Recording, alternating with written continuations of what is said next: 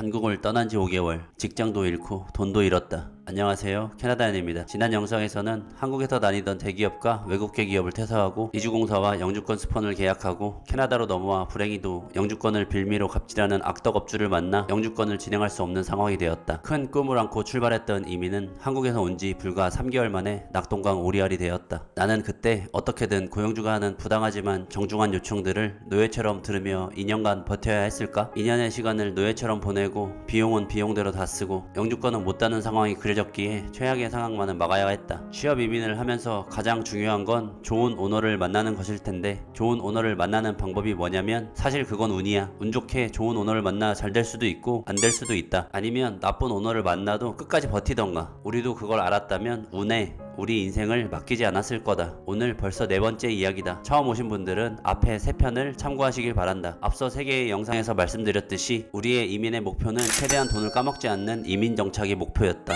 지난 편에서 많은 분들이 우리가 유학 후 이민이 아닌 취업 이민으로 진행한 것에 대해 많은 질타와 함께 질타했었다. 왜 취업 이민했냐고 댓글로 겁내 두드려 맞았다. 유학이민이 좋다는 걸 누가 모를까? 어떤 생각으로 그런 얘기를 하시는지 잘 안다. 어쨌든 결과적으로는 우리가 했던 선택은 실패했고 그 잘못된 선택에 대한 모든 것은 우리가 감내해야 했었다. 새로운 나라에 가서 털을 잡는 건데 제대로 배워서 좋은 곳에 취업하고 정착하는 거 우리도 그게 가장 최적의 방법이라는 걸 알고 있었고 그렇게 하고 싶었다. 헌데 다시 말하지만 우리의 이민 목표는 최대한 돈을 안 까먹는 것. 유학 이민을 하면서 학비에 생활비까지 충당하다 보면 고정비용이 많이 나가는 캐나다 생활에 1년에 한 장 이상 까먹을 수도 있다. 그 당시 우리 또한 많은 정보를 찾아보니 취업이민으로 영주권 성공하신 분들도 대다수 있기도 했고 순조롭게만 진행된다면 취업이민도 나쁜 방법은 아닐 거라 생각했어. 1단계 내가 취업이민을 해서 고정적인 수입이 있는 상태로 2년간 영주권 진행을 한다. 2단계 와이프가 한국의 치기공 교육기관인 스마트덴에서 배워온 치기공 기술로 취업을 해서 생활비를 함께 번다. 한국에서 가져온 돈은 최대한 보존하며 생활한다. 3단계 영주권 취득 이후 내가 대학에 진학한다. 참고로 영주권 취득 후 대학교 학비는 3분의 1 수준으로 줄어든다. 4단계 히어사의 안정적인 치기공 수입하에 나는 대학교 졸업 후 졸업 연계로 안정적인 곳에 취업을 한다. 5단계 행복한 캐나다 삶을 영위한다. 이상적인 플랜이라 생각했지만 사람 일은 어떻게 될지 아무도 모르는 게 우리가 세워놓은 이 계획들 중 1단계부터 틀어졌었다. 지금은 그것 또한 경험이었다 웃으며 말할 수 있지만 그때는 모든 게 절망적이었고 에드먼튼이란 도시가 싫어질 만큼 그곳에 있는 자체가 힘들었다. 그렇게 나의 실직 이후 나는 아무 곳에서도 일을 할 수 없는 비지터의 상황이 되었다. 앞으로 우리의 이민 방향은 어디로 갈 것인가? 현재 내가 처해진 상황에서 가능한 방향은 4가지가 있다. 한국으로 돌아가거나 유학 후 이민으로 변경하거나 에드먼튼에 있으며 같은 직종의 업체 중 영주권을 지원해주는 업체를 찾아 다시 영주권 프로세스를 진행하는 것. 타 주로 이동하여 다른 이민 제도를 이용하는 것. 정말 한국으로 돌아가야 하나? 한국의 모든 것 정리하고 호기롭게 떠났던 이민. 솔직히 말하면 이대로 한국으로 돌아가면 그냥 모두에게 창피했다. 할 수 있는 데까지는 해보자. 클로즈 워크 퍼밋이니까 같은 에드먼튼 지역이면서 같은 업종의 직장을 찾으면 희망이 있다. 백방으로 알아봤다. 몇몇 가능한 곳을 찾았다. 지원을 했지만 아무런 대답이 없다. 사실 우리 입장에서는 검증이 되지 않은 곳이고 업주 입장에서도 우리가 검증이 되지 않은 사람이다. 또 한 번 에드먼튼에서 LMIA에 도전하는 것에 대해 불확실성이 컸다. 그렇게 나의 진행과는 별개로 히어사 또한 고군분투하고 있었다. 한국의 치기공 교육기관에서 배워온 기술로 여러 치기공소에 이력서를 제출해 온 상태였고 이미 히어사가 스시집에 취업을 하고 일을 하는 도중이었다. 치기공 업체 중 한 곳에서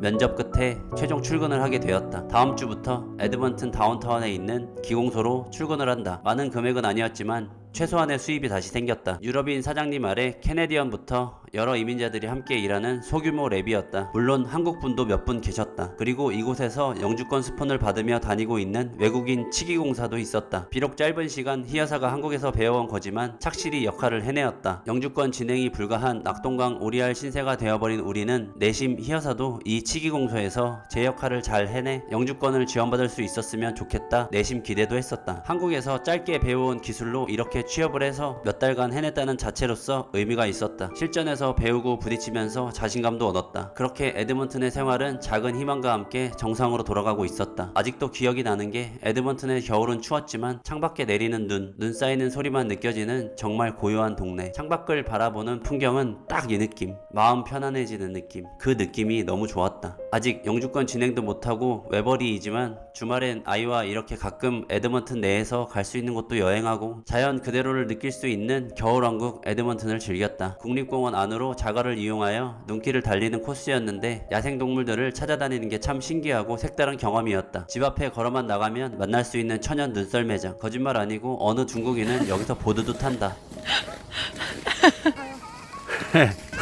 우와 진짜 멀리 간다.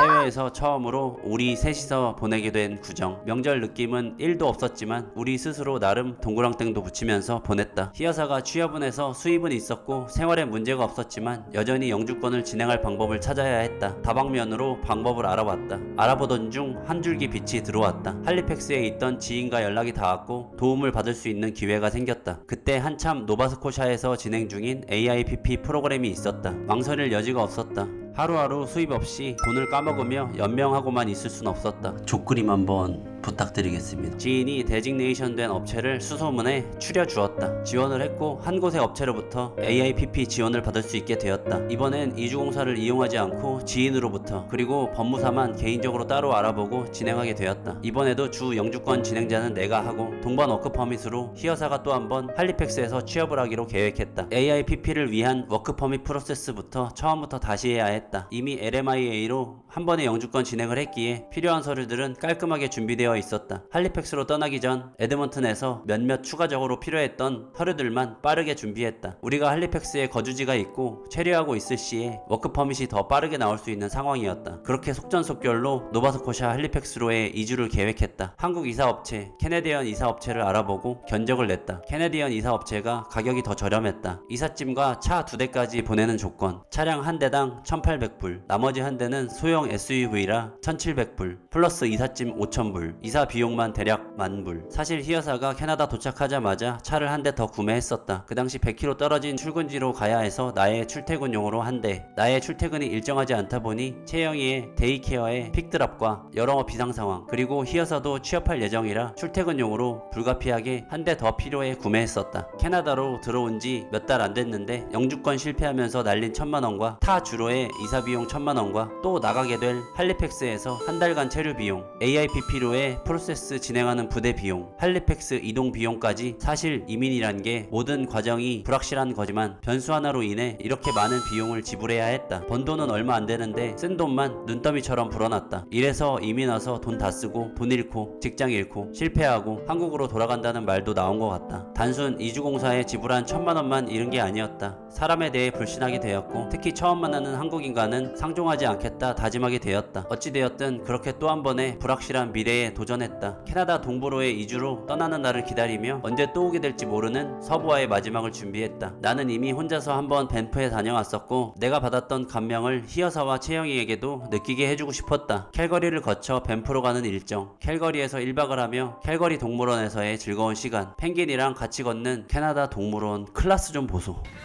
Who can fact check? Was that 5? I'm gonna go with 5. Solomon right next to me with his beautiful orange band. 와 저거 아니 빼는 거 아니고 끼고 있어야 되는데 아니 끼고 빨리. 밴프에서의 1박. 와, 분위기가 너무 좋았던 오크로 지어진 리조트에서의 하루. 또 다른 도전을 위해 잠시 숨고르는 시간을 가졌다. 나의 새로운 AIPP로의 영주권 진행과 더불어 희여사의 취업 진행도 빠르게 추진했다. 아직 에드먼튼에 머물고 있지만 구글 검색을 해서 할리팩스에 있는 치기공소에 미리 메일들을 보냈다. 다행히 보냈던 치기공소 중 한 대형 치기공소와 연락이 닿았다. 당시 밴프 여행 중 연락을 받아 급하게 전화 면접을 보게 되었다. 밴프 한가운데 있는 올드 스파게티 팩토리 안에서 나와 채영이는 기다리고 있었고 희여사는 차 안에서 할리팩스에 있는 치기공소의 채용 매니저와 전화 면접을 봤다. 초조한 시간이 지났고 희여사는 덤덤하게 최선을 다해 전화 면접을 받고 그 느낌은 나쁘지 않았다고 했다. 다행히 피드백이 왔고 우리가 할리팩스로 이동을 하면 실물 면접, 기술 면접을 하기로 기약했다. 시간이 지나 할리팩스로의 이주할 날짜가 다가왔고 신용이 없어 1년치 렌트비를 모두 미리 지불하고 렌트했던 이 집도 몇 달이 채 지나지 않아 비워야 하는 상황이다. 사실 남아있는 몇 개월치 렌트비에 대해 돌려받지 못해도 할 말이 없는 금액이다. 중국인 집주인은 우리가 영주권 실패 후 타주로 이동한다는 이야기를 듣고 사정을 딱히 여겨 나머지 렌트비에 대해 기꺼이 다시 돌려주었다. 불쌍한 코스프레는 안 했다. 중국인 집주인이 착했다. 那时候谢谢你房东 중도에 렌트를 나가는 것이기 때문에 우리가 다음 세입자를 직접 구해야 했다. 다만 중국인 집주인이 한 가지 요청이 있었다. 아이들이 많지 않은 가족이 다음 세입자로 왔으면 좋겠다 했다. 우리가 살기 이전에 캐네디언 가족이 전 세입자였었는데 아이가 7명인 대가족이었다. 지어진 지 몇 년 안 된 새 집이고 세탁기와 건조기가 2층에 위치한 집이었다. 아이가 7명이다 보니 24/7 세탁기를 돌렸다. 세탁기가 견디다 못해 역류했고 물이 새서 천장에 크게 얼룩이 있었다. 그런 이유로 중국인 집주인은 다음 세입자는 꼭 아이가 많지 않았으면 좋겠다고 당부를 했다. 운 좋게도 다음 세입자를 구했다. 한국인 가족이었다. 아이가 7명은 아니었지만 3명이었다. 중국인 집주인은 여전히 我 난감해했지만 爱你前房东，我爱你前房东。 당시 비용 절약을 위해 3살이었던 채영이와 희여사는 국내선 비행기로 할리팩스로 출발하고 나는 차량 한 대를 운전해서 이동하는 방법도 고려했었다. 이렇게 하면 차량 한 대 배송 비용과 나의 비행기 값이 절약된다. 한 며칠 쪽잠 자면서 가면 갈 수 있지 않을까 생각했다. 다만 우리가 할리팩스에 따로 연고지가 없었기에 이삿짐을 출발시키고 보관 서비스를 이용해야 했고 최대한 빠르게 할리팩스로 넘어가 집 렌트를 계약하고 입주 날짜가 잡히는 대로 이삿짐 업체에 이삿짐을 받을 날짜와 주소를 알려주고 AIPP 진행 또한 우리 할리팩스 주소지도 등록해야 했기에 모든 것을 빠르게 해야 했다. 시간이 늦어지면 늦어질수록 이삿짐 보관 서비스의 비용은 더 나갈 것이기에 지금부턴 모든 시간이 즉 비용이다. 우리는 이제 캐나다에서 인구가 13번째로 많은 도시 할리팩스로 떠난다. 그렇게 국내선 비행기로 할리팩스에 도착했다. 할리팩스도 처음 가는 도시이기에 걱정 반 설렘 반이었다. 인터넷으로 찾아봤던 할리팩스는 해안 도시로 관광이 많이 발달하고 도시 환경이 좋아 보였다. 겨울이 다 가시지 않아 도착한 할리팩스의 첫 이미지는 굉장히 스산했다. 날씨는 추웠고 우중충하고 해안 도시인 만큼 굉장히 바람이 거칠게 불었다. 당분간 타고 다닐 차를 렌트했다. 첫 번째 에어비앤비에서 짐을 풀었고 나무로 지어진 콘도 같은 느낌이어서 바로 위층에 대형견이 걷는 소리까지 들리는 것 말고는 굉장히 코지한 유럽풍 빈티지 콘도였다. 우리의 앞날을 대변하듯 날씨도 점점 풀렸다. 그렇게 에어비앤비에 임시로 지내면서 하나하나 우리가 앞으로 살 집을 찾아다녔다. 드디어 집을 월세 1,700불에 계약했다. 이때 당시 새로 짓고 있는 집이었고 우리가 첫 세입자였다. 계단이 많은 집이었다. 아이가 어려서 계단이 많으면 좀 꺼려졌는데 뭔가를 따지고 자시고 할 시간이 없었다. 빨리 이삿짐도 받고 이 주소지로 AIPP도 진행해야 했다. 좋았던 건 새 집이라 모든 게 다 세핑 기분이 째져. 여긴 세핑 모든 게 다 세핑 미안. 봐봐 주변이 공사자재가 많아. 그리고 할리팩스가 특별히 높은 산은 없고 평지에 돌이 참 많아. 주변 일대가 다 집 지으려고 공사 중이었는데 동네에서 터트리는 다이너마이트 소리도 들리고 그랬다.